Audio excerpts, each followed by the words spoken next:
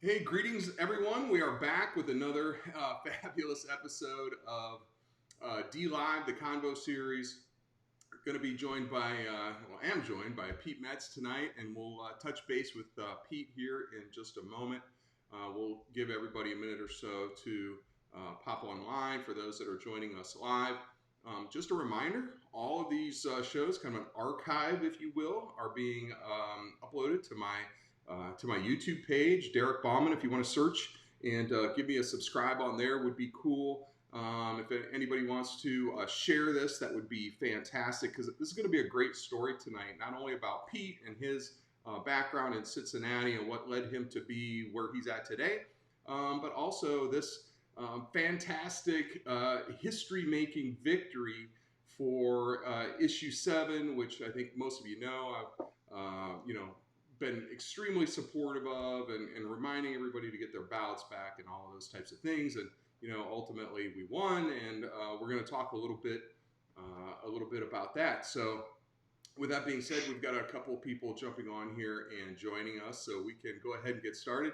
Pete, welcome, and thank you for joining us on the big show tonight. So Thanks for having me. I was told that this is a cocktail conversation, so well, I've got mine, and I'm gonna enjoy. it is absolutely part of it. Cheers! Cheers Cheers! to Cheers to issue 7. cheers to issue 7 of victory. As we were just briefly talking about before we came on live here.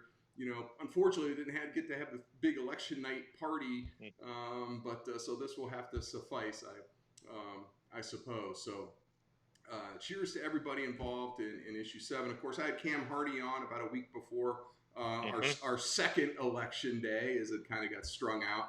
But we'll talk a little bit about that, and Yeah. what led up to issue 7, and talk a little bit about why it was such a historic victory, and really what it means to Hamilton County and our region. But before we do that, just in way of introduction, Pete is, I'll probably screw up your official title with the Cincinnati Chamber, but the chamber created this role of a transportation.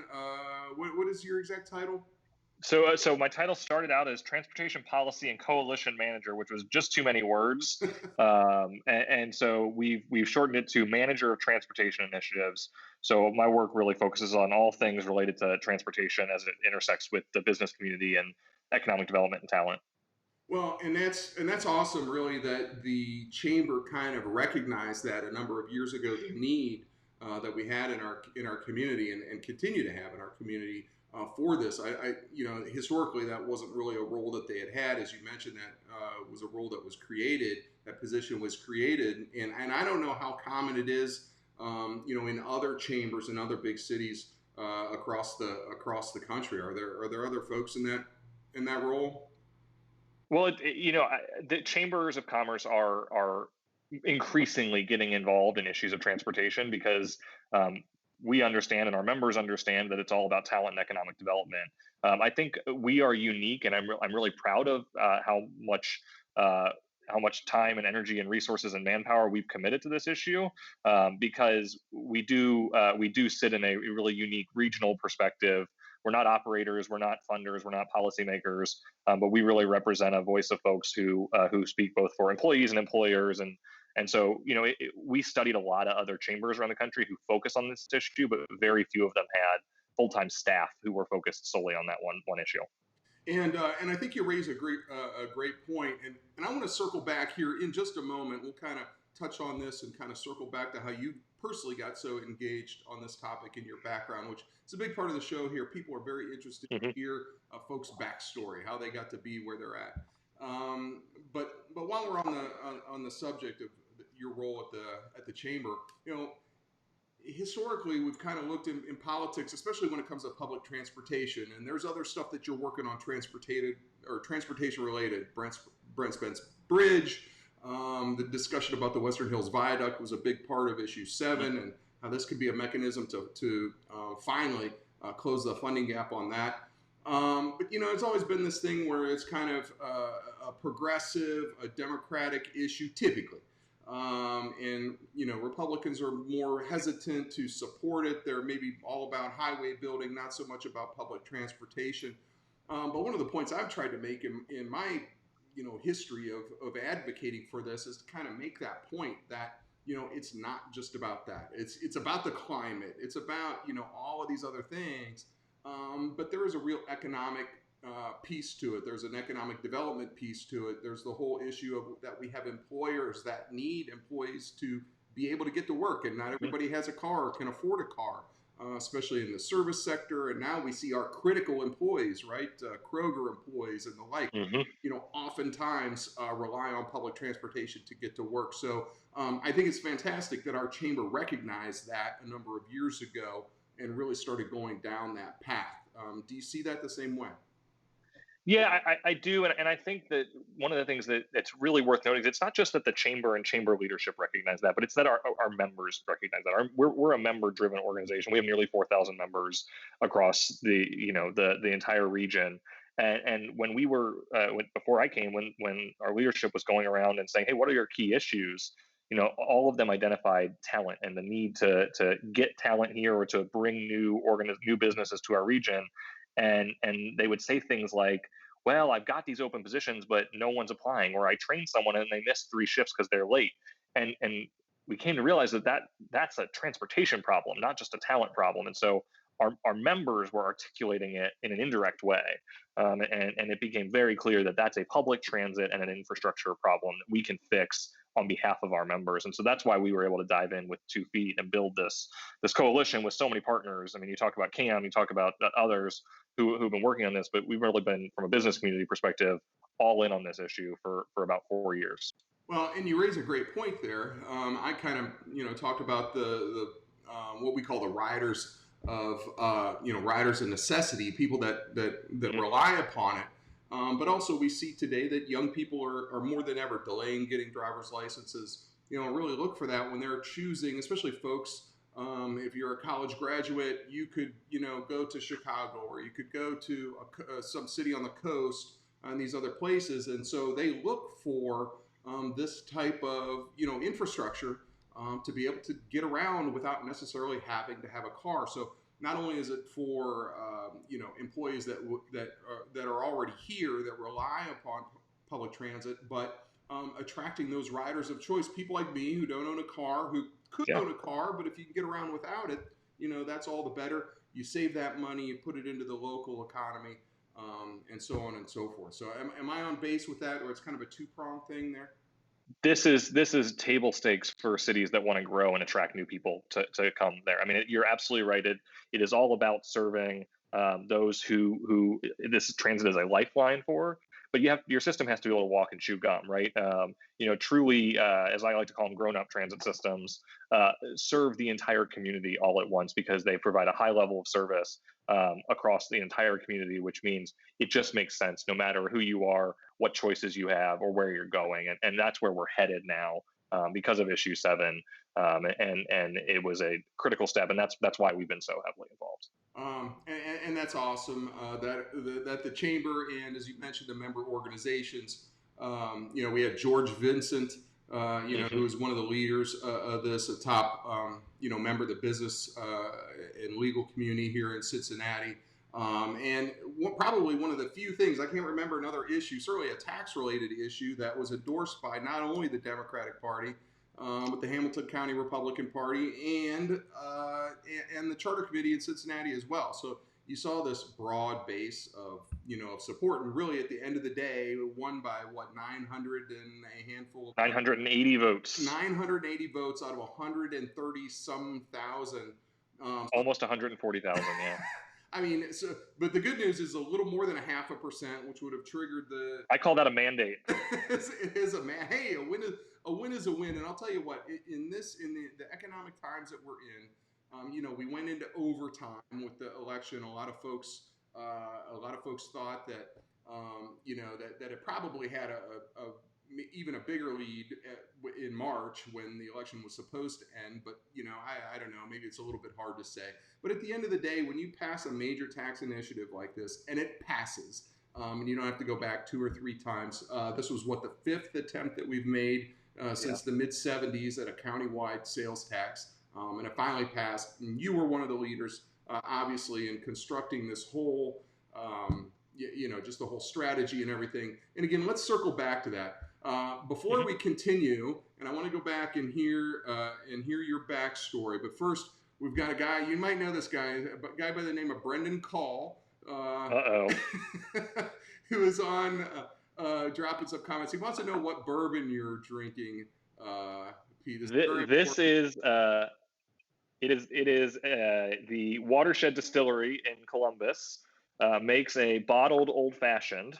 So because I was lazy tonight, I just threw their bottled old fashioned with a little maraschino cherry in there. I don't have any orange peel, but I am enjoying Watershed out of Columbus. Oh, very good. Keep it local and make it work. So like that. And you can get bourbon outside of Kentucky, as good as the bourbon in Kentucky is.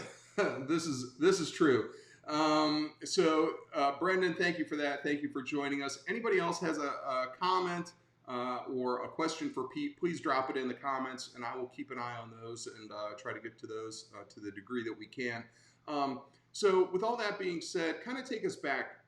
Pete, you're a native Cincinnatian. You've grown up here. You're involved in not only transportation policy, but you've been involved in the political realm as well coming up. And I think there's one or two influences that you've had in your family. But tell us about coming up, how you got engaged and so passionate about this. And, you've really had because you're a young guy, in just kind of a... Oh, that's nice of you. You've had a very, an amazing career already to this point, and a lot more on tap, I'm sure. Give us a little backstory, a little bio of Pete Metz for those that don't know. Yeah, I grew up here. My dad's family is one of the big Cincinnati Catholic families. So lots and lots and lots of relatives. Got used to having family everywhere I went. But grew up in what was then called Winton Place. It's now called Spring Grove Village, although that sounds a bit like a retirement community to me. So I still call it Winton Place. Just on the other side of Spring Grove Cemetery from where I am now, I inadvertently became one of those Cincinnatians who moves 2 minutes away from his parents. But got really involved in politics in high school. I went to St. X, and I was involved in the Young Democrats at St. X, which at the time was about 5 people sitting in a room during lunch, and got involved in a number of campaigns. Got involved in the Cranley for Congress campaign, delivering yard signs for that campaign, and in David Pepper's county commission race, and some others in high school, just as sort of a grunt volunteer, kid to run and drop a sign here or go pick up that there, and really got hooked and went away to Ohio State, studied political science, stayed involved, actually interned on a David Pepper for state auditor race while I was in college, and so really was sort of running that political track. In the middle there, I managed my uncle Jerry Metz, who's a judge. I helped manage his campaign for judge. He was the first Democrat to unseat an incumbent Republican in Hamilton County in 50 years. We had a little bit of help from someone named Barack Obama in that race. The way the sample ballot laid out, it went Barack Obama on down, and Jerry Metz was at the top right next to him, just by order of alphabet. So, certainly proud of that race, and the coattails there were awesome. But judicial politics was fun, and there's so many great folks running for judge now. It was a slightly different environment 10, 12 years ago, but it's so important, and did that. So went to Ohio State, moved away to DC for a couple of years, which is where I really fell in love with transportation policy, working for a group called Transportation for America, does national federal transportation policy. So did some advocacy there, but knew I wanted to come home. My wife was from here as well. And so came home, went and worked for David Pepper again, did some volunteer work, did some intern work. It was David Pepper's fundraiser in 2014 for his attorney general's race. Wanted to stay in Cincinnati, ended up at City Hall with then Vice Mayor David Mann, now Councilmember Mann, and was there until the chamber came calling with a job in my absolute dream industry, and went over there to work on transportation. So that's the long and short of it very quickly. No, and that's a great resume. Meanwhile, speaking of political savants, we have Jared Cameras checking in, who's he's double he's busting your balls a little bit. Pete Young, ask him what time his bedtime is. What time is your bedtime, Pete? We know your daughter's at 7 because she went to bed. Yeah, my daughter just went to bed. I'll be in bed by 8:45, maybe 9 o'clock. She's up by 5:45 though, so.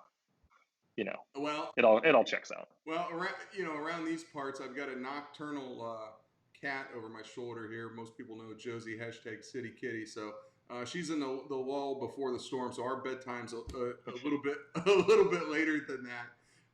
But anyway, Oof. thanks for giving Pete a hard time, Jared. Always appreciate that. And Brendan, Thanks to you, Jared. I appreciate the compliment. Brendan stopping by again to mention that we promoted it here on our show and my social media and other things like that, and literally kind of circling back to issue 7 real quick. When you have something out of 140, almost 140,000 votes that passes by 980, it's literally every little thing that everybody did. And in a countywide election, we see this in our city elections, where last time the 9th and 10th place for council was a little over 200 votes, 225 votes. And, this kind of meme that's out there that, my vote doesn't matter, whatever the case may be. We've had a presidential election that was decided by maybe a total of 20 or 30,000 votes in a handful of states. Our city election's a couple of hundred votes. Here, a countywide issue by 900 and some.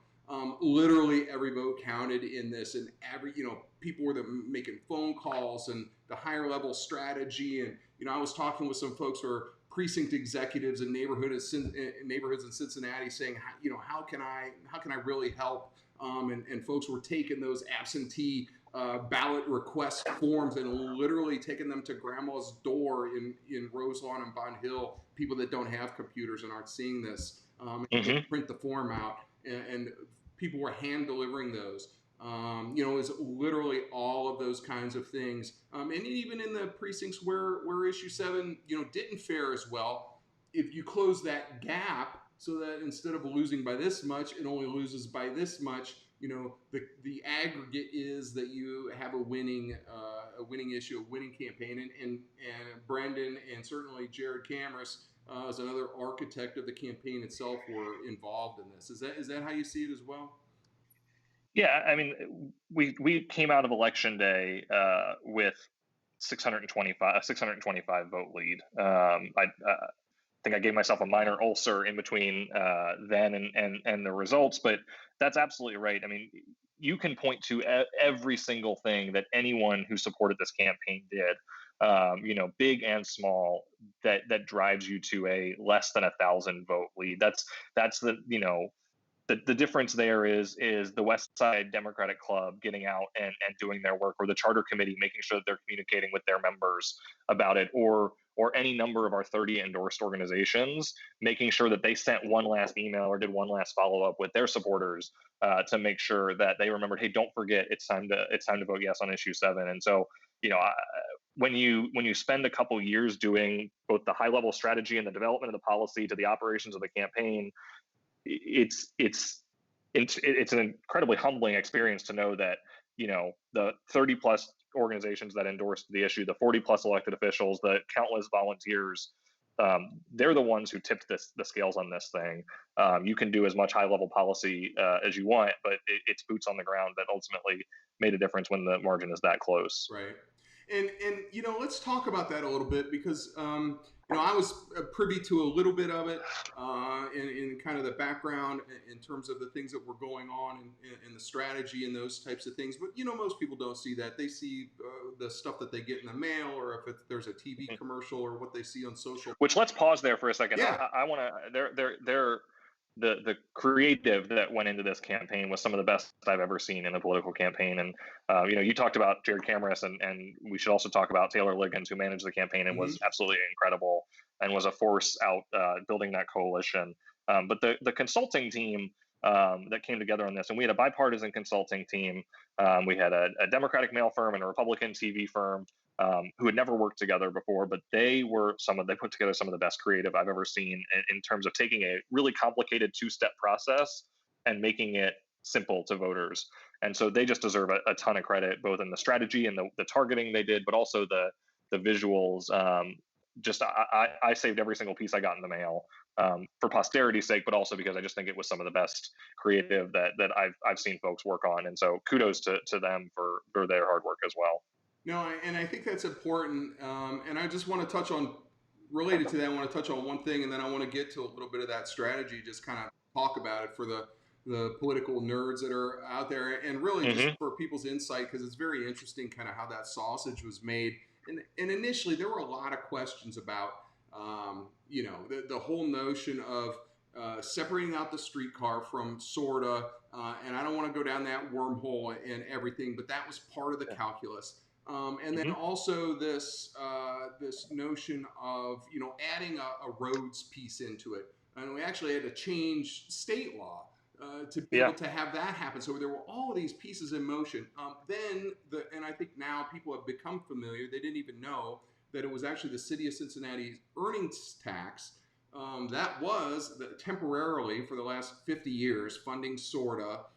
So there was this two-part process where the city of Cincinnati voters last November had to vote to say we'll do away with the 0.3% of the earnings tax that goes to sorta. So you're actually some people are anybody that works or lives in the city of Cincinnati gets a tax cut on the earnings tax to kind of make the sales tax increase more palatable. And then a lot of that came about from your polling and such. So I'd like to just, that's kind of briefly, but I'd like to hear a little bit more about like the inner workings of that, of how that decision process of what this actually was going to look like. It could have been 1%, it could have been 0.5, it could have been a permanent levy. It's 25 years, which is a long time, but it's not permanent in that calculus. So think about that. But I did want to mention first, I think this is very important when we talked about um, how the certain areas of the county, especially in the far west side, were in opposition, which you would expect typically to something like this. But also we had, people like who have historically opposed transportation-related issues, public transit-related issues, like dusty roads, and some of the Republican, politicians and even the party. Just the fact that they supported it, even if they weren't out there beating the bushes, the fact that they weren't leading a real organized opposition, that they at least supported it to some degree, at least in name, played a real role in this. And so you saw the opposition was just super grassroots, not very organized. Because anytime you're talking about a tax issue, people are voting to take money out of their wallet in some form or another. It's a tough hill to climb. And so, I think the kudos to those folks who maybe might, get some backlash from their right flank politically to stand up and support something like this. So I think that's very important. Yeah, I'll just say big picture from a strategy perspective is this plan went from an idea in a number of folks' minds to fleshing out to something that we could build consensus around and take to voters. Every single thing we tried to do, every decision we made, every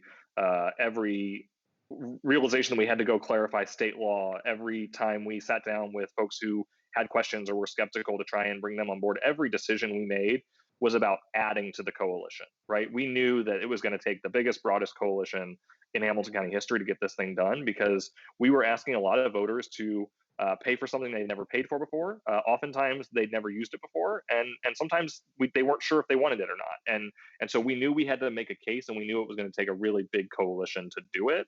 And so at every step, when we said, all right, how do we build this package? We knew first of all we've got a major transit funding issue in this community. We all know that to be true. We also have major local infrastructure needs, right? I mean, the Western Hills Viaduct is a local bridge. It is not a interstate bridge. It's not a state route. And that means it is harder than it normally is to get state and federal funding for a project like that. Columbia Parkway and the hillsides that are falling down every time we have rain like today, that's a local road project. And so we knew that there was a lack of capacity for local infrastructure. And so we knew we had two problems. And we studied other cities. We looked to our friends in Los Angeles and other parts of the country who had passed these integrated transportation levies and said, we think that might work here. And then we also knew that we were the only transit system in the state of Ohio, one of the only in the country that uses a local tax for a countywide service. No matter what the tax is, it was a local municipal tax for something that serves the entire county. And as you said, it was supposed to be temporary, and it's been 50 years of temporary. And so by transitioning to what is a countywide mechanism for countywide service, we were also able to ensure that if you live or work in the city, as you said, you also see a net tax benefit to this plan. And so by marrying those three things together, we had the bones of a plan. We had the bones of a plan that we knew got pretty widespread support for various reasons. But all three pieces of that puzzle were important. And so at every step, when we said, how do we build this coalition? How do we make sure that this thing can pass? Because we know that both issues are so critical, it was all about how do we bring more people under our tent? And so there were plenty of times throughout this campaign where on either side, whether you had questions about it or whether you were for the plan from day one, where folks said, I'm done having this conversation about whether this is the right approach and you go your way and I'll go my way. But we weren't going to let that happen. We kept pushing through those conversations, even through really tough and uncomfortable conversations about how do we get to a consensus position. And by the time we did, Derek, I think you were there in August or September of last year when we stood up up in Uptown, and we had 45, 50 folks. Commissioner Portune was there. All three county commissioners were there. Members of city council, the business community, the Better Bus Coalition, Human Services Chamber, and Sierra Club, and Green Umbrella, and so many others. That didn't happen overnight. And that happened with a really concerted effort by everyone to say, let's keep talking. This issue is too important. Let's make sure we get to consensus before we ever go to voters, because if we don't have consensus, we know it imperils our ability to actually get this thing done. Right. And as you kind of alluded to, and we have some comments here and questions that I will get to here momentarily. But you're absolutely correct. When I was not thrilled about issue 7 at the beginning, and there were a number of valid concerns, and there still are. One of the issues was this concept of siloing public transit, where we're going to slice out the streetcar, slice out rail. We don't know what the future holds in that regard, and we'll see how this could play together because 5, 10, 20 years from now, the scenario can change. Having said that, I don't want to get into, I could go on a rant. I'm not going to do it. But nevertheless, the end result of the last 8 years of the streetcars, that it's the controversy has lived on. My opinion is a lot of it's contrived and whatever, but that's the reality, and so forth. We don't see that in other areas. I don't think it has to be that way. I think over time this notion will change, but it's going to take some time. And the opponents have been good at kind of beating that pinata over and over and over. And so there's this notion that's out there. So the reality is that, it would have been used. They tried to use it anyway. They lied about the fact, and I say they, the generic opponents, we know who they are, and trying to lump that into it, anything to stir up the opposition, because it always gets clicks and it gets attention. So that was a thing, but it's a valid concern that, that we kind of took that, and it's two separate things, when really public transportation should all be integrated, work together, and look at the system holistically. But nevertheless, and that's kind of where I was on it, that we have to look at, from a practical standpoint, where we are today as things stand, and what gives us the best chance of passing. The other kind of angle to it is, should we really be lumping roads into this? And this is going to be one of my concerns, going forward, and something that I think we need to keep an eye on. That this road money in perpetuity, we saw it today when Northside, every time it rains now, because of MSD, our sewer system, all of these things work together. Our storm sewer system can't handle the water because we pave. Whenever it rains, we have our 100-year rains come every 3 or 4 times a year now, and the water goes right into the storm sewers, it overflows and ends up in everybody's basement. So one of my concerns is going forward that all of this road money that we have now has to go somewhere, and it's super easy just to pave shit over, and it creates a lot of other problems. We know about the increase of pedestrians and traffic crashes and people being hit. This runoff issue is a huge issue. However, having said that, as you know, one of the things I'm most passionate about is Vision Zero and reimagining how our streets can be used in a way that is adaptive to all modes of transportation, people walking. We want to have walkable neighborhoods and all of these types of things. But particularly out in the county, And downtown in the city of Cincinnati, we are the basin, and all of the water out there ends up down here. So one of the concerns that I have going forward is that these road dollars, when they're going to repave streets and redo roads, and they have to be roads that the buses run on or closely associated to that, that it's not just this thing where Coleraine Avenue is 8 lanes wide now. It shouldn't be 8 lanes wide, but now it's going to be 12 or 15 lanes wide, because that's what historically for the last 60 years road engineers do. They pave shit and make it real easy for cars to race through at 100 miles an hour and run people down. So I think one of the things that we need to be very cognizant of, which is kind of a related but a tangential issue, is that when we redo these streets, they're redone in such a way that they are conducive to public transit users and people that are walking and bikes and so on and so on and so forth. Is there going to be any kind of a mechanism in play? In the city of Cincinnati, we've adopted Vision Zero. I would love the county to do it. I would love for various other entities. I know Springfield Township has shown some interest in this, and other places like the city of Montgomery have kind of done it organically. How can we make sure that we just don't take this road money, which is roughly what, 25-30% of the total 25%. 25% of the dollars that come in, a big chunk of that's going to be used for Western Hills Viaduct, but nevertheless, there's going to be these road dollars. And how do we make sure we just don't pave over Hamilton County and all the runoff ends down here and we're all flooded out in the city of Cincinnati? And then if we're walking anywhere, we're going to get run over because now the streets are all drag strips.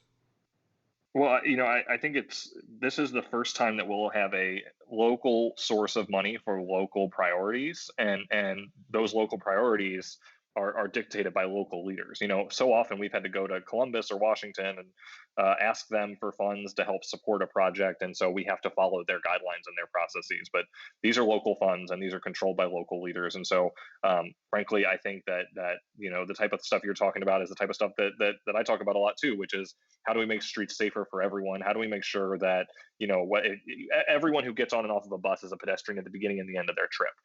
How do we make sure that is true? And this is going to be a bus system that runs further and further out into the county now. And there's a lot of places, and I'm a sometimes bus rider, not an everyday bus rider, and it's often city travel when I'm on the bus. But how do we make sure that those streets are safe for those riders everywhere they go in the county? So there's a process that's laid out by state law to make sure that we have local elected officials joining the SORTA board and helping distribute those dollars.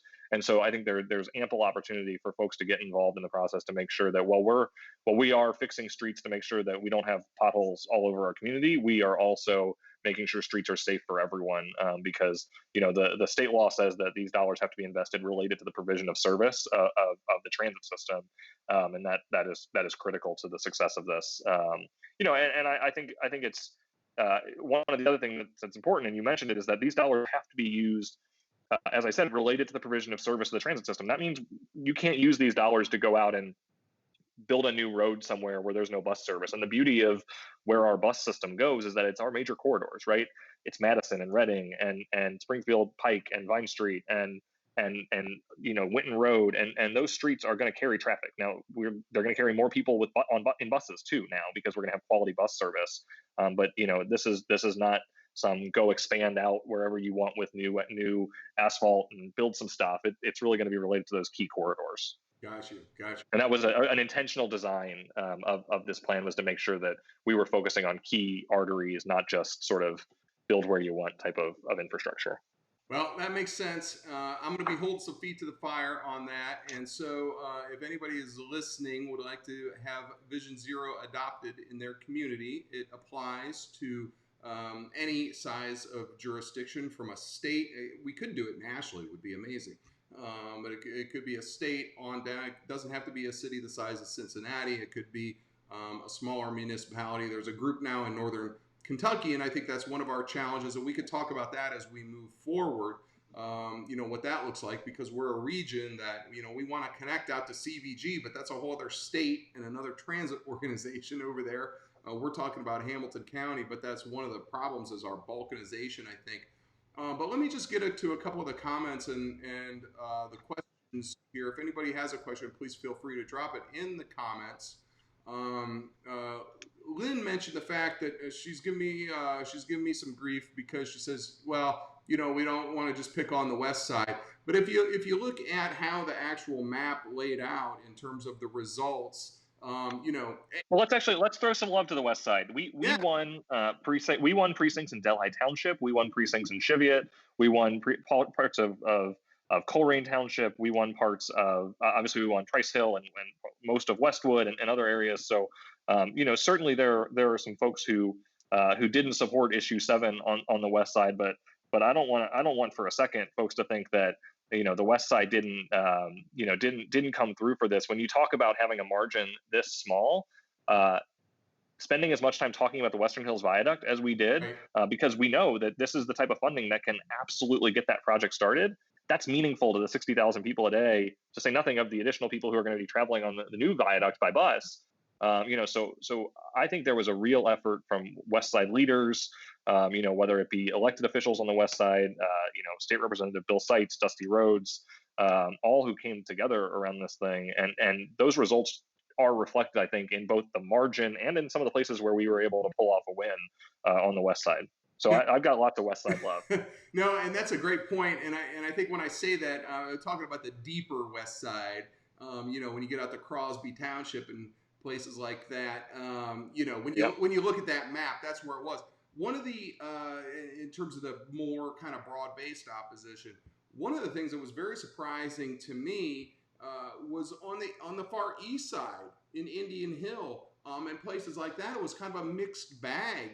And so I think if you look historically, especially if if you compare this map to the Metro Moves map in 2002, a lot of progress was made in that regard. And of course, I think we've seen Hamilton County itself turning purple, maybe heading towards a solid blue at some point. But I was very impressed with that. However, and Brendan makes a great point here. He's bringing up, what about Blue Ash 3B? Pete, can you explain this? Can you explain the Is draw? that the one we tied in Blue Ash? Yes, Did we tie there? yes. I mean, come on. You couldn't win by one Is in that Blue Ash I'm going to blame 3B. that one on Craig Cassee, the chairman of the Sorta Board. He works in Blue Ash, and if he couldn't deliver 3B, we're lucky we won. Oh, get it together. Get it together. Oh my goodness. On the east side communities, it's really interesting. You said if you look at the map, you can see a lot of things, but I think you can actually see all 3 pieces of this plan in play when you look at the map of where it won and where where we did well. And so there's a lot of folks who live in Madeira or Silverton or in Indian Hill or Anderson, in places where we actually did pretty well. Some of those places we won outright.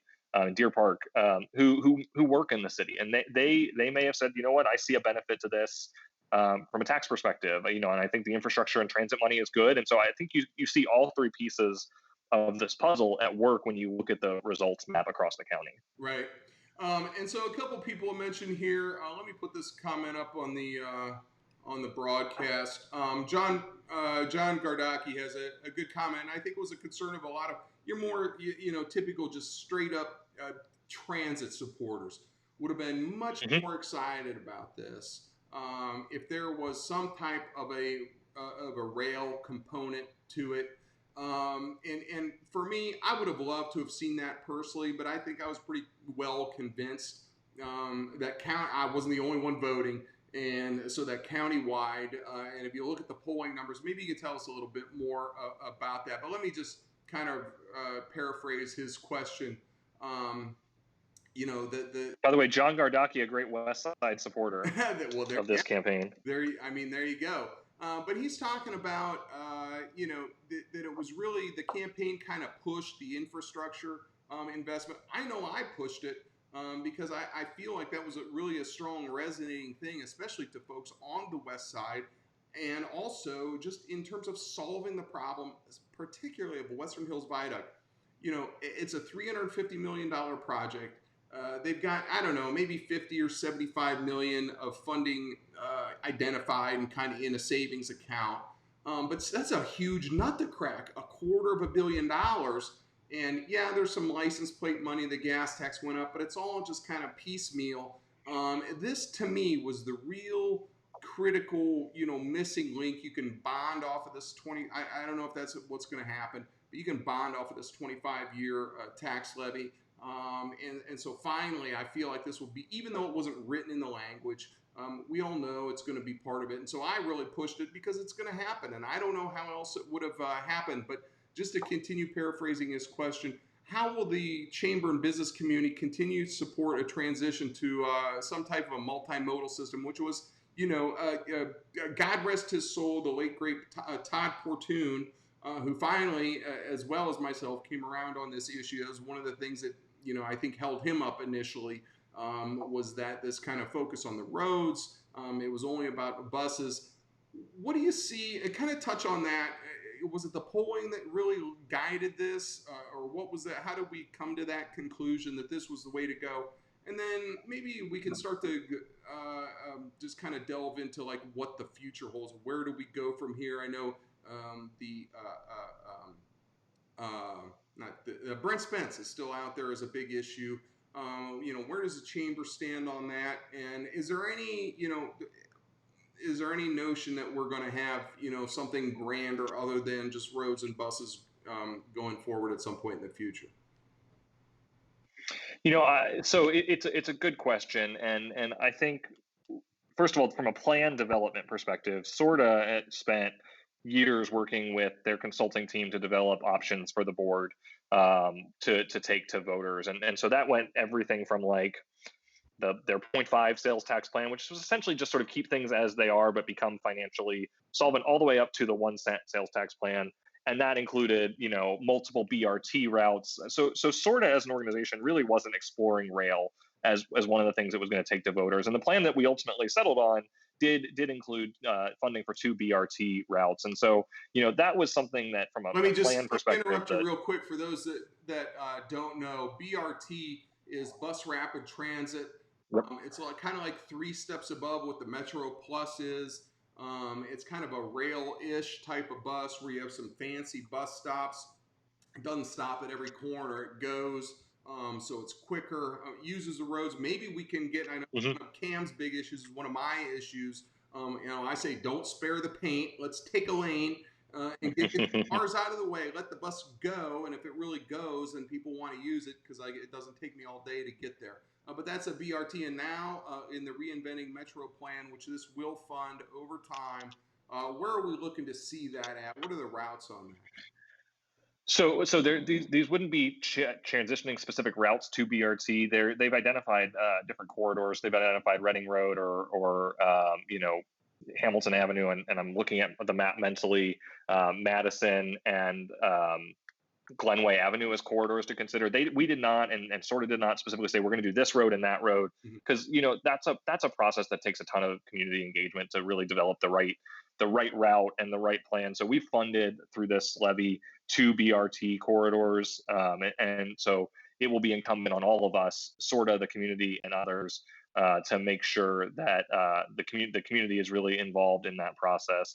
To your question about polling and messaging, one of the things that we saw as we studied the different facets of this levy was that there were different messages that worked in different communities, but there was one message that worked everywhere, no matter Democrats, Republicans, city, county, you name it, and that was infrastructure. And so we certainly talked a lot about the improvements of the bus system. If you looked at the campaign's website, the whole plan was on it, and if you got pieces of mail from the campaign, no one was trying to run from the fact that this is a huge investment in our public transit system. But we also knew, frankly, that investments in infrastructure, when we pulled this, the pollster we work with, based out of DC, has done transportation levies all over the country, has done polling for presidential candidates, and you usually, when you do a poll, you ask a question about priorities. What tell us how important these issues are to voters: crime, education, economic development, transportation. And he said Cincinnati is the only city he's polled in where he saw infrastructure investment at or near the top of that list every time he polled. And so it's an issue that just resonates with Cincinnati voters. And I think some of that has to do with the big ticket problems that we're facing as a community: hillside slippage on Columbia Parkway and the Western Hills Viaduct. And you mentioned the Brent Spence Bridge, even though that's an interstate bridge. That's a visceral issue for folks in our community. And I think that's why you saw it highlighted as much as it was. we knew from data that folks in our community also wanted to invest in the bus system, but the intensity around investing in infrastructure was there and really unique to our region. Well, and so that's where I was, that at the end of the day, from a practical matter, grandma needs to be able to get to her doctor's appointment. People need to be able to get to work. We know there are somewhere between 50 and 75,000 jobs that are not accessible by public transportation in Hamilton County. And so, at the margins, we can cut hairs and say, we wish it could have been that, or it could have been this. But the reality is, and I think the numbers played it out, it passed by 980 votes. I don't think any of these things that we talked about that could have been would all of a sudden made it pass by 10 or 20,000 votes. I think at the end of the day, the proof was in the pudding. The damn thing won, and it probably wouldn't have, quite frankly, if none of those other steps would have been taken. And so you don't know that. I mean, you make your best guesses and assumptions going into it, but it all played out that way. And so, I think just going forward now, we need to just kind of keep an eye on some of the cautionary things, to look at how these road dollars are spent. We'll see, a sales tax is based on the amount of sales, right? And so now our economy's down, COVID-19. So maybe it takes us a little while to get to the full assumptions in terms of what the revenue is. But, the good thing is that Sorted hasn't signed any contracts yet. The last I heard was, well, let's wait till October. And see, what it looks like. And so I think it's being done in a judicious way. And also the reality is that the income tax reduction is going to take place, because that was triggered when issue 7, when issue 7 won. And so that's a benefit right now. So with all of that being said, at the end of the day, the proof is in the pudding, the damn thing won.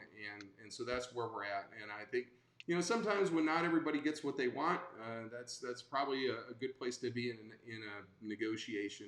And we got there. We solved 2 major problems. Well, we fixed the bus system. We got Western Hills Viaduct taken care of ultimately. And I think it's really easy to talk about this thing at a big picture level, but there's a story and this story is not unique. This is a story that I'm sure, bus riders see and hear every day. But a lot of folks who never step foot on a bus don't realize that there are people in this community who commute 4 hours a day to and from work or to and from school, who will get valuable time back in their day with their family, or their ability to get their kid to daycare and actually get to the job they want to have that's now accessible. I mean, the human impact of this thing is really it's hard to measure.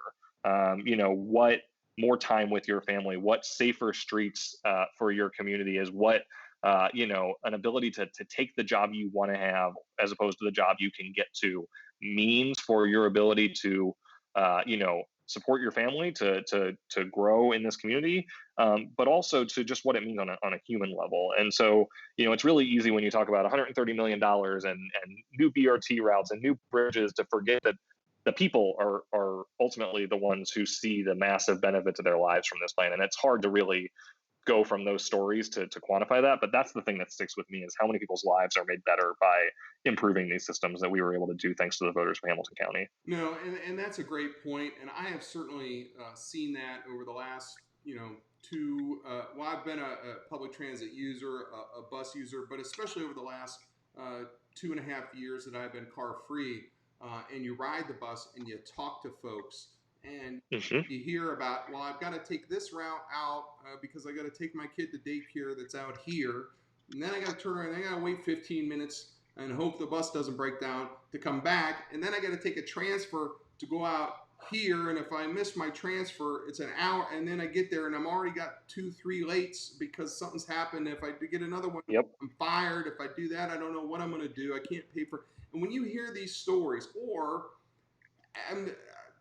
recall this, I'm standing out, I don't remember exactly where I was, someplace out in Bond Hill. I'm waiting for the bus, and you see the clouds rolling in. We don't almost no bus shelters in the city of Cincinnati. To me, it's almost like a human rights violation, because you go to other cities, not only do they have the rail, they have this and they have that, but just something simple as having a shelter. We've always been, running this system on a bare bones kind of level to where we can't even afford to do that.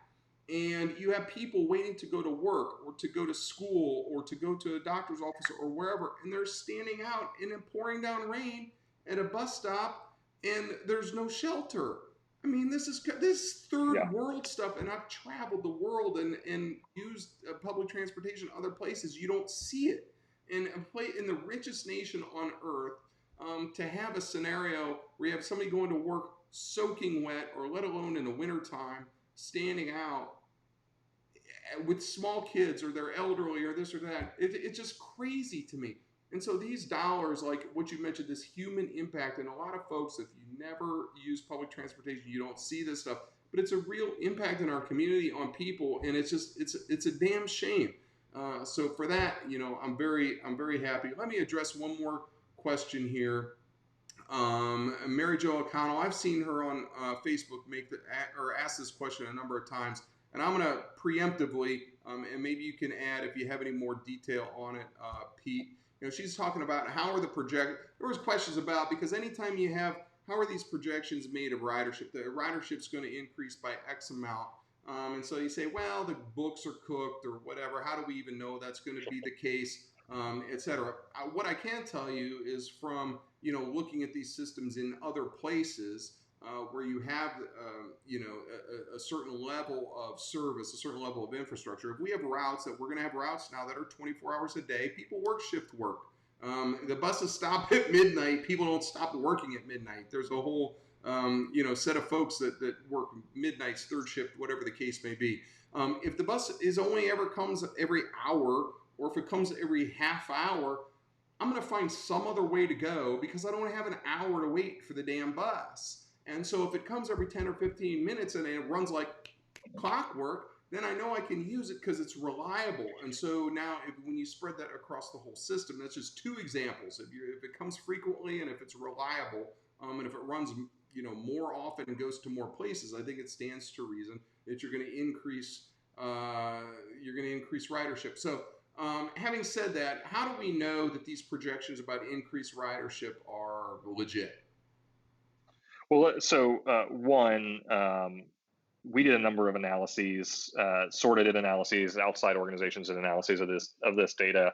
But I think it's also worth remembering that before we cut this system, the way we had to cut this system during the Great Recession, Sorta was in the low to mid 20 million rides a year, and we're down to just under 14 million rides, and that's partly because we've cut and we've cut and we've cut and we've cut. In order to balance a budget in a system that frankly was spiraling. And so, we are not only are we getting back to where Sorta was in 2008, 2009, 2010, but we're growing the system beyond that. And so, there is a real it's clear that demand was there for the system. It's clear that we're getting back to a place where folks will be able to use it to get where they need to go, and we're growing it. And I also think that if you looked at Sorta's numbers in January and in February of this year, they were on a positive trend. Now, obviously, they've fallen off a cliff in the midst of a pandemic, but it's an organization that's had a lot of good news to share about the ridership, and I think part of that has to do with an organization that focused a lot of their energy on listening to riders and making sure that riders' voices were heard in day-to-day operations. How do we make the ridership experience, even as we're waiting to get new investment to improve the system? How do we make it better for you as a rider? Day of. How do we make the fare payment system better? How do we make it to make sure that we're not missing as many runs? How do we make sure that we're not late, that our on-time performance is good? And that's a real credit to both the bus drivers who are speaking up, but also to the leadership at Sorta for not waiting until we got new money to be able to make sure that it was the best possible experience. Well, and their ridership was going up because of that. And so I think it just stands to reason that if it's more and better, that ridership's going to increase. So certainly the economy is going to help that.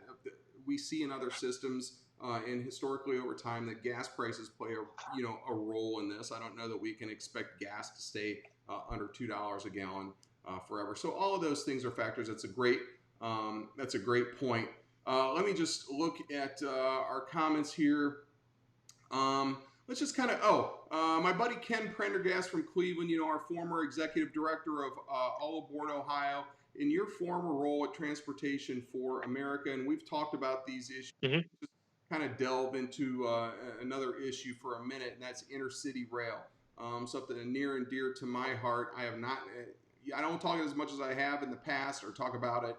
Folks, never fear, have not given up on this. As a matter of fact, I was bugging Pete with some phone calls and some emails just last week because some irons are in the fire about because we may be seeing some funding come out of Congress with regard to Amtrak and other stuff.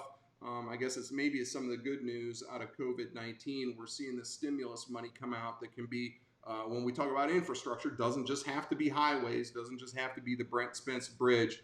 Ken Prendergast, our former executive director of All Aboard Ohio, still engaged in the organization, talks about it appears the state of Indiana is interested not only promoting the restoration and development of the Chicago-Indianapolis passenger rail, but also expanding it south, perhaps with a leg to Louisville, another to Cincinnati.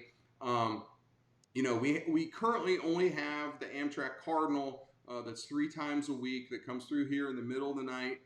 Our newly rehabbed Union Terminal, which I think could be quite an asset. Of course, it was built as a train station.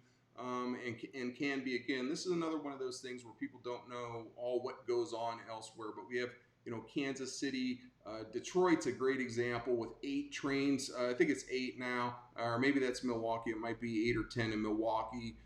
Detroit's 5 or 6 trains a day, high speed, 110 miles an hour.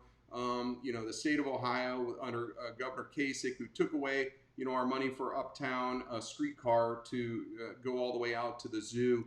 Also getting the last time the stimulus money was coming out in 2008 and 2010, sent $400 million back to D.C., which ended up going to Michigan, among other places, where their Republican governor, Rick Snyder, gladly took the money and bought an entire set of rails between Detroit and their border at Indiana and Gary before it goes into Chicago. And they're now running trains 5 and 6 a day at 110 miles an hour.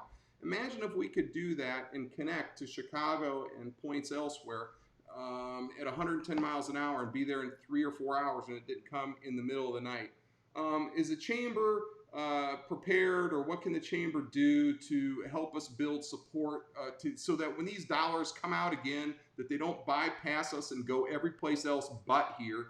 And to that point, of course, we held the Cardinal Conference here, which is our Amtrak Cardinal that we have only 3 times a week, but it's something. We're trying to get that to 7 days a week. But in 2016, you and I and some others brought people in from 7 states, almost 100 people here, starting to get the ball rolling. One of the things that was related to that around that time was that Oxford got approved for a stop, and then they've kind of been on hold, but that's being revived again. And so we have Miami University, UC and Xavier, and all the other colleges on the route being connected because these kids don't have cars. What's your sense of that? Can we tap into those dollars again? Because even at that time, not only Sherrod Brown, actually, who used to be a member of All Aboard Ohio back in the day, obviously supports this. We've got some buy-in from Rob Portman's office and some from others along the route that you might not expect. Can we do anything on that?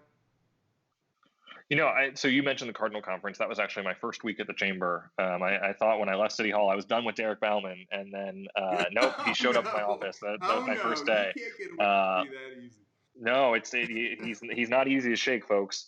So we hosted the Cardinal Conference. It was a great opportunity to bring folks together around that issue. I know as over time we've done some outreach to our federal delegation on these issues.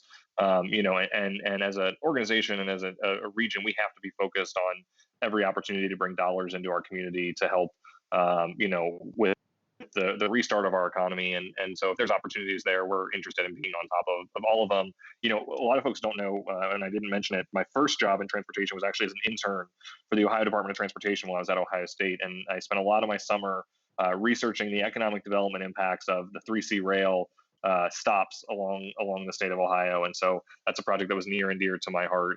And if you've never traveled by train, you should do it at some point, even if it means getting on an overnight Cardinal to go somewhere. It is just the best way to travel. I did it a lot when I lived on the East Coast, and I'm a huge proponent of that mode of transportation because it's so easy and it's such a great way to travel. So certainly it's been an issue that we've worked on before, and always look forward to keeping working on it with you, Derek.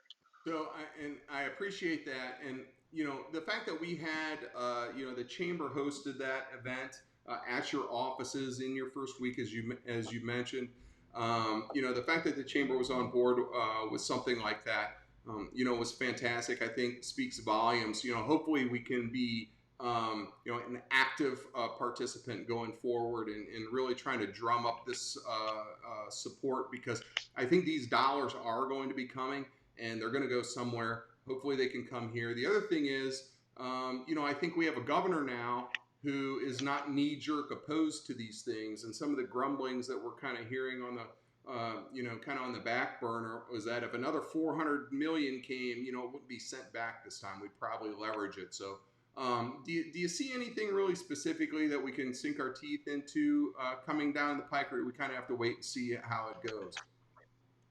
Well, listen, this is an area you're the expert in, so I would flip that question around to you, and I know that you and the folks at All Aboard Ohio, and I'm still on the partners in Indiana's mailing list, so I do my best to learn and listen and figure out where there's a place of leverage and where we might be able to bring dollars to the region. So you tell me, I guess, and we'll figure it out from there. Well, that sounds good. As long as you're still answering my calls, we'll be we'll be in good shape. I'll keep you posted. The last point I want to touch on, and we've been going for an hour now, which I could talk about this stuff all night, and we've still got we've been very consistent with people sticking with us, so that tells me people are very interested in this stuff. Tell me about Brent Spence Bridge. I know this has been a point of an issue for the chamber.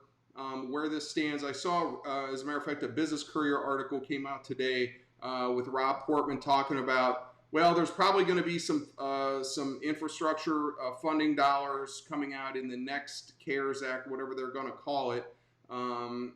But there's still going to have to be a local match. And we know Northern Kentucky, because I think most of the Northern Kentucky folks are concerned about, they come to Cincinnati, they don't want to pay any tolls, and they've said no tolls, but yet there's going to be some funding mechanism. One of the questions I have is the plan etched in stone?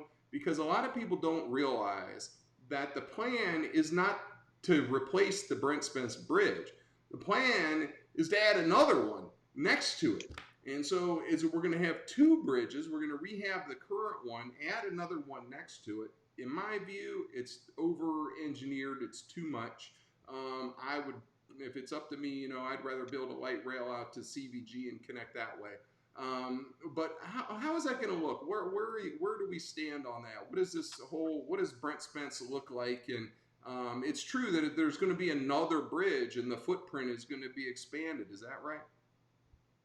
That is right. And one of the things that a lot of folks don't know about the Brent Spence Bridge is that it was not built with the number of lanes that it has on it today. And so what they did was they took shoulders away and they put new lanes on it. And that's part of why it's a little bit of a white knuckle experience to drive across it, is that you're about this far from the berm of that bridge, and that was not the original design of that bridge. And so in the rehabilitation, you would decrease the number of lanes on that bridge, as well as build new capacity for the additional bridge. That's a question that I know that the Kentucky Transportation Cabinet and the Ohio Department of Transportation, our partners at OKI, all are in talks about. Obviously, when you design a project and then there's this long of a period of time where you find the funding for it, there's certainly tweaks and changes that get made. And I know that City of Covington is very interested in that, as are plenty of others. So I know those conversations are having. I admit that I am not a part of them. Where I have taken, we as an organization have focused is helping to facilitate a conversation that aligns the funding piece, because we know that there's dollars from the last transportation bill. We know there's an opportunity with federal stimulus dollars if those come, and we want to make sure our community is prepared. So much of our work has been building both a local consensus and supporting the conversations of both governors to make sure that they can get together and find the local funding piece of this, so that when opportunities arise, we're able to go to Washington and say, we've got a project we know is important. We've got a project that we know carries 2-3% of the nation's GDP on it, and that is in need of new investment, and we're ready to do our part locally. So that's really been where we've tried to play a role as business leaders, because we know that bridge carries not only people, but freight throughout our region, to and through our region. So how do we make sure that we can help facilitate those conversations amongst Kentucky and Ohio so that we're ready and speaking with one voice, which, as you alluded to, has been a challenge over the years, but is not one that we've given up on because we know that bridge is so important. No, that's great information. I appreciate that. And so as we start to wrap it up here, over an hour, this has been a amazingly interesting conversation, hearing about your background, Pete, about our Chamber of Commerce's new focus, in the last several years on transportation being an issue. Can you share with us? Is there any breaking news? Are there any secrets besides Brent Spence? Is there anything else kind of on the back burner that you're allowed to share with us yet? And we can break some news. I don't know. Brendan's over there chewing on his knuckles right now. Yeah, one of my bosses are still in the live feed. Yeah, no, the breaking news is that I'm hoping to take a vacation this year. Try and get a little bit of time. Okay. After a hard campaign. No, I think we launched a little over a year ago, probably more than a year ago, this vision called the Connected Region that lays out 5 principles for how we think the region should think about how it invests in transportation, and that's invest in the future of public transit. And that's really so much of what issue 7 was about. Improve and maintain our infrastructure. Let's make sure we fix what we have and have the best infrastructure system in the region. Drive innovation and future-oriented investments in projects. That's really thinking about how do we electrify our transportation system and how do we use the shared economy to connect people across 2 wheels and 4 wheels and beyond. Provide people with choices that fit their lifestyle. And then that each of us comes at transportation a little bit differently. I've got a 2-year-old that I've got to make sure can get into a car seat, or I can get her stroller onto a bus. Others are seniors, others have levels of ability. And so let's make sure we have a system that's flexible and meets people where they are. And then the last one is align all of our regional decision makers towards this vision. And that's the most complicated part, right? We're fractured across 3 states and, dozens and dozens and dozens of jurisdictions. How do we make sure that when we wake up as a region, that everyone who wakes up and sets policy, funds projects, develops new plans, that they're all thinking with this same sort of cohesive vision? And so I don't know that it's breaking news that we're not done focusing on transportation with issue 7 being complete, but we're going to stay involved to make sure that we can implement each principle of that vision. How do we make sure that we're a more walkable and bikeable community? How do we make sure that we are a place that's attracting transit riders and making it easy for folks to use it? How do we do all of those things? So the Chamber is going to stay involved in that work because we know it's important to our members. And so that's about the least breaking news I've got. But it's nearing my bedtime, and we're coming off a long campaign. So a little bit of a drink and a little bit of a rest, and then we get right back to work. Indeed. Well, thank you, Pete. And I'll tell you what, for us here in Cincinnati and in this region, certainly you're an asset to the Chamber, but having somebody with your background and your passion about all of these things, in that role, I think just serves us so very well. So thank you for that. Congratulations. Our mutual friend Jake Samad noted that my drink is on empty. I think this is gonna be my new. Yeah, mine is as well. The show's over. The show's over when your drink's empty. I almost got up and just walked away and got more to drink. I could hear you in my ears, but didn't know if that was appropriate. I would have still been talking. So it's fine. Thanks for that, Jake. Hey, Lynn says, good show. Appreciate everybody stopping in. Crystal Dandridge stopped by, and a bunch of folks. So thank you all for that, and appreciate all the questions, the comments. As I mentioned at the beginning, if you weren't here, this will be uploaded to my YouTube channel. Please, Derek Ballman, search for me on there. It should pop up. Give me a subscribe, and we're going to have some more great guests coming up the rest of this week, so please stay tuned for that. And Pete, thank you so much for taking all this time this evening. Thanks for having me. All of your efforts. Yes, on issue 7, we did it, and it's really, just a fantastic accomplishment. A half a century in the making. In the 5th try, we finally did it. And so we've got I wasn't born when they first started trying. Well, I wasn't in Cincinnati yet, but we were just letting them all get ready and get that all out of their system. That's right. And we'd come in and get it done. But Pete, thank you for joining us tonight, everybody. Thanks for having me. Thanks for stopping in, and we'll be back tomorrow night at 7 p.m. Peace and love, Cincinnati. We'll see you tomorrow. Have a great night, everybody.